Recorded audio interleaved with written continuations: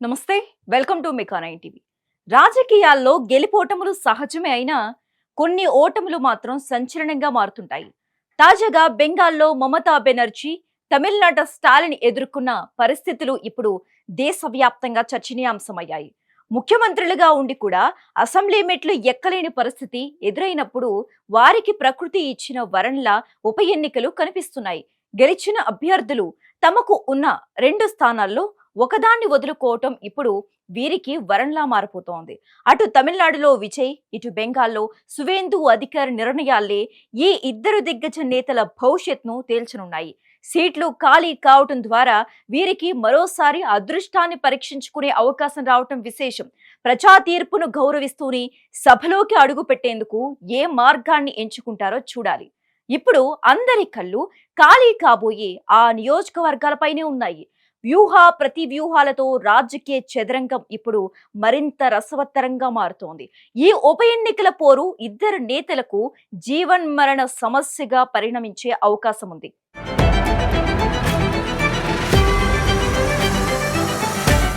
తమిళ రాజకీయాల్లో విజయ్ 2 చోట్ల విజయం సాధించి రికార్డు సృష్టించారు.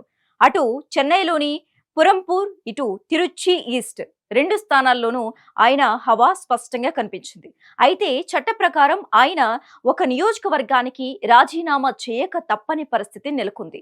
విశ్వసనీయ వర్గాల సమాచారం ప్రకారం విజయ్ తిరుచి ఈస్ట్ స్థానాన్ని వదులుకోవటానికి మొగ్గు చూపుతున్నట్లు తెలుస్తోంది. ఒకవేళ ఆయన తిరుచి ఈస్ట్ ను ఖాళీ చేస్తే అక్కడ ఉప ఎన్నికలు నిర్వహించడం అనివార్యం అవుతోంది.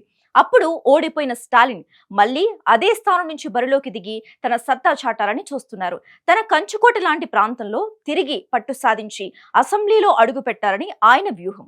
ఒకవైపు విజయ్ వేగం, మరోవైపు స్టాలిన్ అనుభవం మధ్య ఈ పోరు సాగనుంది. తిరుచి ఓటర్లు మరోసారి ఏ వైపు మొగ్గు చూపుతారో అన్నది ఇప్పుడు $1 మిలియన్ ప్రశ్న. ఈ ఒక్క సీటు స్టాలిన్ రాజకీయ భవిష్యత్ను మలుపు తిప్పే అవకాశం ఉంది.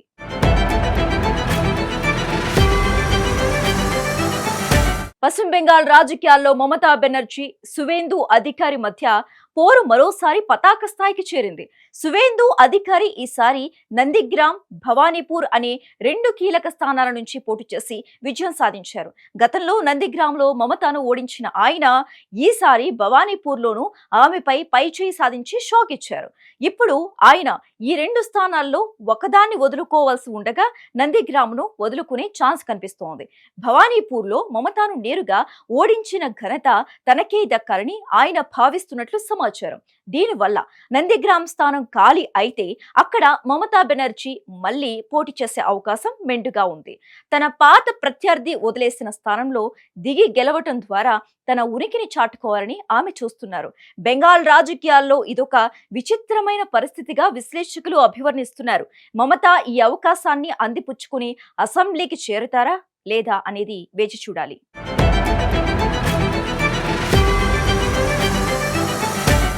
మమతా బెనర్జీకి కేవలం నందిగ్రామ్ మాత్రమే కాదు, మరో ప్రత్యామ్నాయం కూడా సిద్ధంగా ఉంది.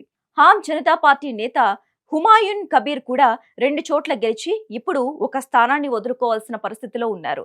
నౌడా, రెజీనా స్థానాల్లో విజయం సాధించిన ఆయన రెజీనాలో భారీ మెజారిటీని దక్కించుకున్నారు. మెజారిటీ ఎక్కువగా వచ్చిన స్థానాన్ని ఉంచుకుని నౌడా నియోజకవర్గాన్ని ఆయన ఖాళీ చేసే అవకాశం ఉంది. ఒకవేళ నందిగ్రామ్లో రిస్క్ ఎందుకు అనుకుంటే మమతా దృష్టి నౌడా వైపు మళ్లీ ఛాన్స్ కనిపిస్తోంది. హుమాయున్ కబీర్ వదులుకునే ఈ స్థానం మమతాకు సురక్షితమైన మార్గంగా మారుతుందని టాక్. ఏ స్థానాన్ని ఎంచుకున్నా అక్కడ గెలిచి తీరటం మమతాకు ఇప్పుడు అత్యంత అవసరం. బెంగాల్ రాజకీయాల్లో ఈ సమీకరణాలు రోజు రోజుకు సరికొత్త మలుపులు తిరుగుతున్నాయి. ఏ నియోజకవర్గం నుంచి బరిలోకి దిగుతారనే ఉత్కంఠ కేడర్లో ఉత్సాహాన్ని నింపుతోంది.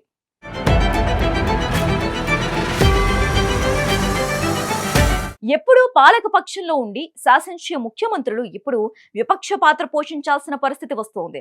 స్టాలిన్, మమతా బెనర్జీ ఈ ఉప ఎన్నికల్లో గెలిస్తే అసెంబ్లీలో ప్రతిపక్ష నేతలుగా వ్యవహరించే ఛాన్స్ ఉంటుంది.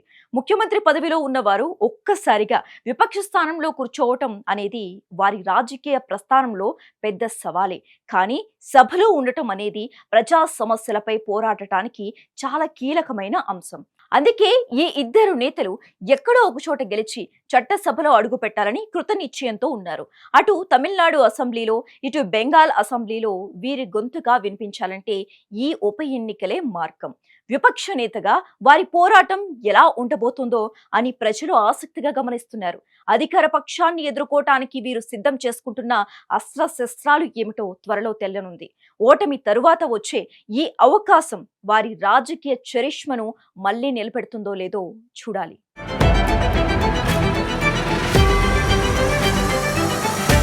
ప్రస్తుత తరుణంలో ఓడిపోయిన ముఖ్యమంత్రుల ముందు ఉన్న అతిపెద్ద ప్రశ్న అసెంబ్లీ అడుగు పెట్టడమే.